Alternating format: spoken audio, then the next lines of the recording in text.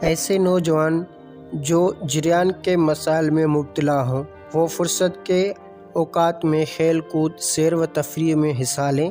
کوشش کریں کہ تنہا نہ رہیں، ہمیشہ باوضو رہیں، 5 وقت باجماعت نماز ادا کریں، صبح سویرے اٹھیں اور کھلی ہوا میں چہل قدمی کریں۔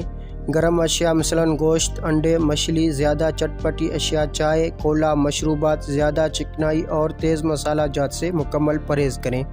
کھانوں میں پھل، تازہ سبزیاں استعمال کریں، پانی زیادہ پئیں، قبض سے بچیں اور نظام ہضم کا خیال رکھیں۔ بری صحبت سے کنارہ کشی ہوں، ڈش چینلز کے پروگرام ہرگز نہ دیکھیں، نہ ہی اپنی پرابلمز کے حوالے سے نوجوان دوستوں سے گفتگو کریں، کیونکہ ممکن ہے وہ خود کسی خرابی میں مبتلا ہوں تو آپ کو کیا صحیح راستہ دکھائیں گے۔ جسم میں گرمی کو کم کرنے کے لیے کچے دودھ کی لسی استعمال کریں، اس طرح جسم میں موجود زیادہ حدت کم ہو جائے گی۔ آپ کے جسم کو قدرت نے اپنی اصلاح اور درستی کی صلاحیت عطا کی ہے، آپ اسے خراب عادات سے نجات دلا سکتے ہیں۔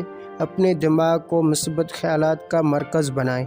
نوجوانوں میں عادت بد کے نتیجے میں پیدا ہونے والے امراض کے لیے آسان اور مجرب نسخہ پیش خدمت ہیں جو بڑی آسانی اور سہولت سے بنا کر استعمال کر سکتے ہیں۔